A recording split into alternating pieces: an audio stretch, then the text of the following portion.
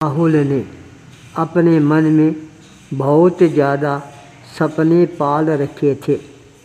उसकी आशा का किरण एकमात्र उसका सुपुत्र विनय ही था। वह अपने विनय को पढ़ा लिखा कर तैयार करना प्रारंभ कर देता है। जब विनय पढ़ लिख कर तैयार हो जाता है, उसकी अच्छी सर्विस है, वह भी गांव में ही लग जाती है।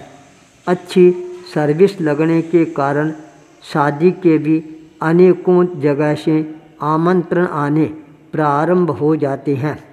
पर विनय की माँ अपने पति को कहती है, देखो अपना लड़का बहुत अच्छा है, विनीत है, अपने को भी अच्छी कन्या घर में लाना है। गरीब परिवार की कन्या आएगी, वह अपने परिवार को और ज़्यादा संवार कर रखने वाली होगी। यह बात समझ में नहीं आ रही थी। उसने उसको दुत्कारते हुए कहा, क्या कह रही है? अपना विनय इतना पढ़ा लिखा होशियार जेंटलमैन, हमने इसकी पढ़ाई के ऊपर लाखों रुपए खर्च किए हैं और तू कह रही है गरीब परिवार की कन्या लाएंगे तो अच्छा रहेगा।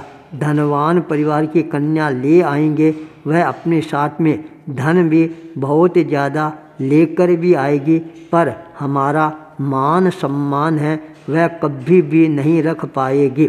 सरला ने बहुत ही सरलता के साथ अपने पति देव के सामने बात प्रस्तुत की, पर वह मानने के लिए तैयार ही नहीं हो रहा था। गरीब परिवारों की अनेकों सुशील कन्याओं के संवाद भी आते हैं, पर वह टस से मस नहीं होता है। अपने लड़के की शादी बहुत बड़े रईस परिवार में कांता के साथ में निश्चित करने का फरमान जारी कर देता है। समय आती है, कांता पुत्र वधू बनकर घर में प्रवेश करती है।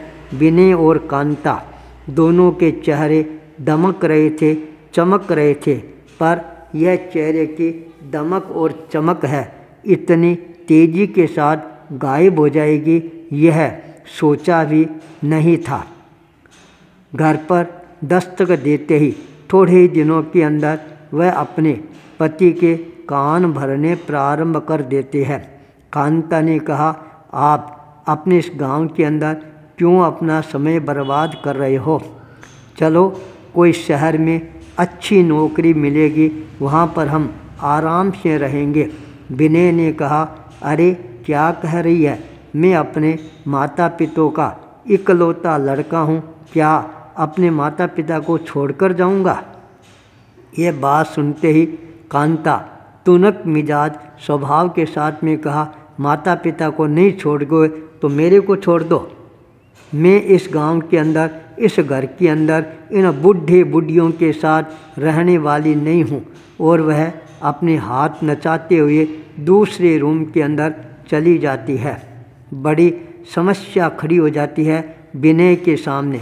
एक तरफ माता और पिता, दूसरी तरफ धर्म पत्नी धर्म संकट खड़ा कर देती है। आखिर के अंदर विनय को कांता के सामने झुकना ही पड़ता है। माता पिता को नाराज करके और वह अपनी पत्नी को लेकर शहर में अच्छी नौकरी के लिए रवाना हो जाता है। माता पिता कुछ नहीं कर पाते हैं, केवल आंखों में आंसू बहाने के अलावा। अब उनके हाथ में वो रहा भी क्या था? दोनों गांव के अंदर रहते हैं, शरीर भी पूरा स्वस्थ नहीं रहता है। विनय के सपने देखता है, पर विनय आने का नाम ही नहीं ले रहा है। विनय का मन बार बार अपने माता पिता की ओर खिंचाव अनुभव करता है, पर वह जान नहीं पा रहा था क्या किया जाए।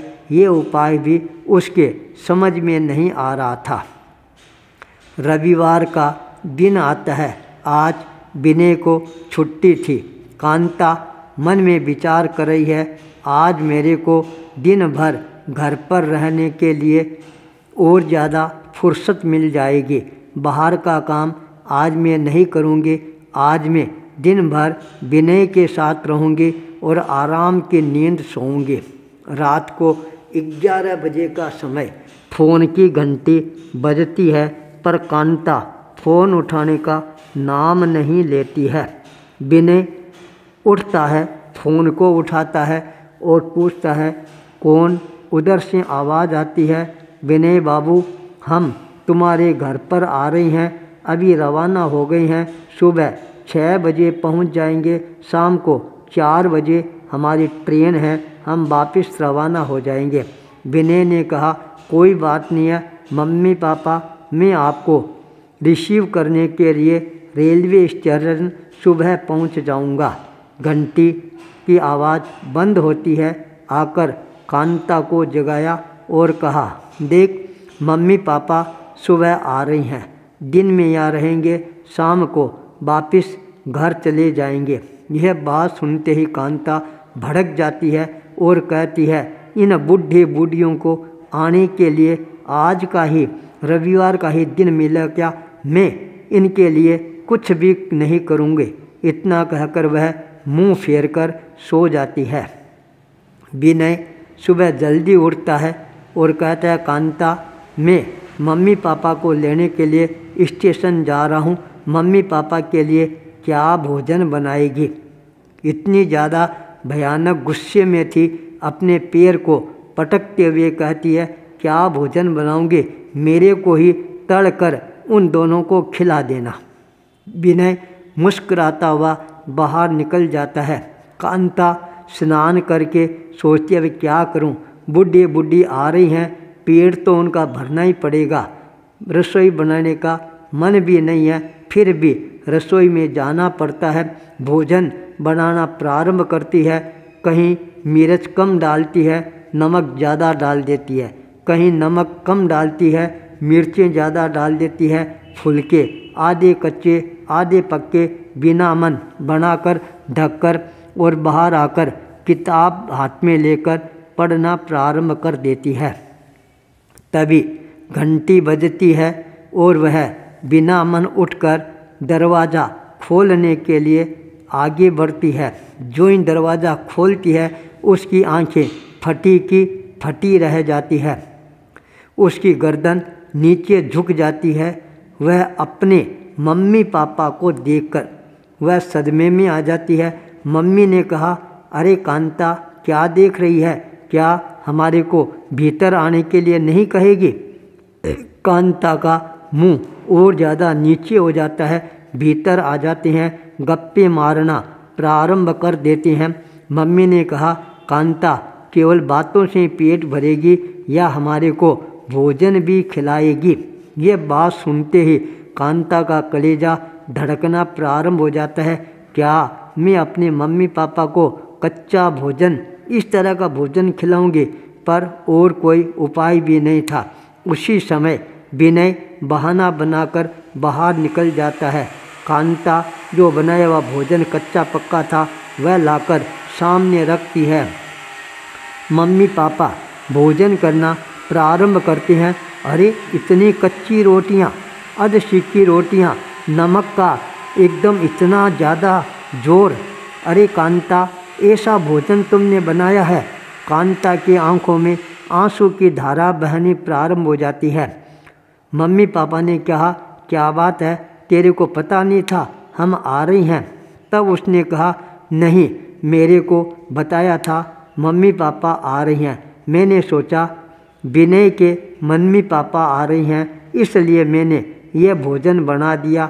मेरे को पता नहीं था आप आ रही हैं। यह बात सुनते ही मम्मी सारी माजरा समझ जाती है और अपनी बेटी को शिक्षा प्रदान करते हुए कहती है, अरे तुम ये क्या बात कर रही हो? देखो विनय बाबू हमारा कितना आदर सम्मान करता है।